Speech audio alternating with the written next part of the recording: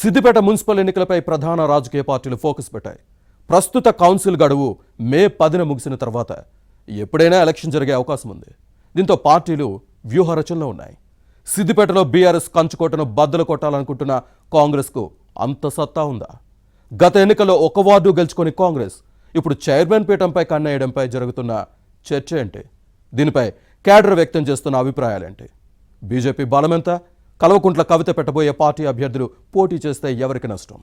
ఇండిపెండెంట్లుగా బరిలోకి దిగాలనుకుంటున్న వారి ఆలోచన ఏంటి?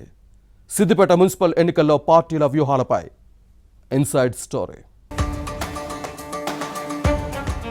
తెలంగాణలో మరో విడత మున్సిపల్ ఎన్నికలకు నగారా మోగనుంది. పాలక వర్గాల పదవీకాలం మిగిలి ఉన్న పురపాలక సంఘాలు, నగరపాలక సంస్థలకు గత నెలలో ఎన్నికలు నిర్వహించలేదు. అలాంటి వాటికి గడువు ముగిసిన తర్వాత ఎలక్షన్ జరిపేందుకు ప్రభుత్వం సుముఖంగా ఉంది. గ్రేటర్ హైదరాబాద్లోని 3 మున్సిపల్ కార్పొరేషన్లకు ఎన్నికలు నిర్వహించాలని ఉంది. వరంగల్, ఖమ్మం నగరపాలక సంస్థల పాలక వర్గాల పదవీకాలం త్వరలో ముగియనుంది. దీంతో వాటికి ఎన్నికలు జరిపేందుకు తెలంగాణ ఎలక్షన్ కమిషన్ ఏర్పాట్లు చేస్తోంది. సిద్దిపేట పురపాలక సంఘం ఈ జాబితాలో ఉంది. ఈ మున్సిపల్ కౌన్సిల్ గడువు మే 10న ముగియనుంది. దీంతో రాజకీయ పార్టీలు ఎన్నికలకు సిద్ధమవుతున్నాయి. బలమైన అభ్యర్థులను గుర్తించే పనిలో ఉన్నాయి. సిద్దిపేట బీఆర్ఎస్ కంచుకోట, మాజీ మంత్రి హరీష్ రావు అడ్డ. ఇలాంటి చోట ఈసారి కారు పార్టీని మట్టి కరిపించాలన్న లక్ష్యంతో కాంగ్రెస్ పనిచేస్తోంది. తమ సత్తా చాటి పట్టు సాధించాలన్న ప్రయత్నంలో బీజేపీ ఉంది.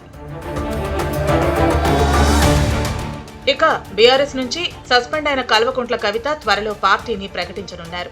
తమ అభ్యర్థులను పోటీ పెట్టేందుకు ఈ నేత పావులు కదుపుతున్నారు.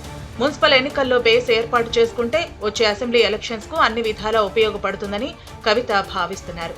మాజీ మంత్రి హరీష్ రావు సొంత అడ్డాలోనే దెబ్బ కొట్టాలన్నది ఈ నేత వ్యూహం. పార్టీ నుంచి తనను బయటకు పంపి అవమానాల పాలు చేసిన హరీష్ రావును సిద్దిపేటలోనే కంగు తినిపించాలన్నది కవిత ప్రణాళిక. సిద్దిపేట మున్సిపాలిటీలో 128,500 ఓటర్లు ఉన్నారు. ఇక్కడ 43 వార్డులు ఉన్నాయి. 2 దశాబ్దాలుగా సిద్దిపేట బల్దియాపై బీఆర్ఎస్ బావుట ఎగరగా ఈసారి పట్టు బిగించాలన్న ప్రయత్నంలో కాంగ్రెస్, బీజేపీ ఉన్నాయి. ఇక 2021లో జరిగిన సిద్దిపేట మున్సిపల్ ఎన్నికల్లో బీఆర్ఎస్ సత్తా చాటింది. గులాబీ పార్టీ 36 వార్డులను గెలుచుకుంటే 5 ఇండిపెండెంట్లు నెగ్గారు. బీజేపీ, ఎంఐఎం ఒక్కో వార్డులో విజయం సాధించాయి. అనంతరం జరిగిన రాజకీయ పరిణామాల్లో ఇండిపెండెంట్లు బీఆర్ఎస్ లో చేరారు. ఇక 2023 అసెంబ్లీ ఎన్నికల్లో కేసీఆర్ అధికారం కోల్పోవడంతో 4 కారు పార్టీ కౌన్సిలర్లు కాంగ్రెస్ లో చేరారు. రాష్ట్రంలో పాలన చేస్తున్న హస్తం పార్టీ ఇక్కడ పాగా వేయాలన్న వ్యూహంతో ముందుకు సాగుతోంది. మరోవైపు బీఆర్ఎస్ మాజీ మంత్రి హరీష్ రావు తన పట్టు నిలుపుకునేందుకు ఫుల్ ఫోకస్ పెట్టారు. పంచాయతీ ఎన్నికల్లో నియోజకవర్గంలో తిరుగులేని ఆధిక్యాన్ని సాధించారు. బీఆర్ఎస్ బలపరిచిన అభ్యర్థులు 90% మంది గెలిపించారు. దీంతో మున్సిపాలిటీలోనే ఇవే ఫలితాలు వస్తాయన్న ఆశాభావంతో ఈ మాజీ మంత్రి ఉన్నారు.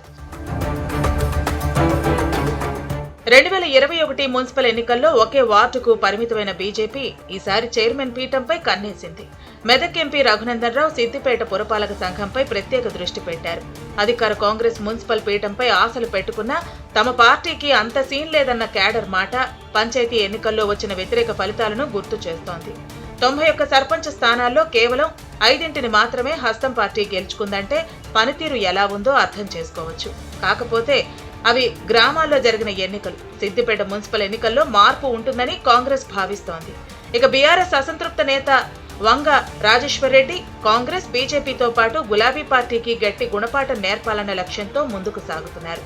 పంచాయతీ ఎన్నికల్లో 40 మంది బీఆర్ఎస్ రెబల్స్ ను చేరదీసి వారికి అన్ని రకాల సహాయ సహకారాలను అందించి 20 మందిని గెలిపించుకున్నారు. మున్సిపల్ ఎన్నికల్లో తన వర్గాన్ని ఇండిపెండెంట్లుగా బరిలో దింపి మిగిలిన పార్టీలను దెబ్బకొట్టాలన్న లక్ష్యంతో పనిచేస్తున్నారు. సిద్దిపేట మున్సిపల్ ఎన్నికల్లో ఎవరి వ్యూహం ఫలిస్తుందో చూడాలి.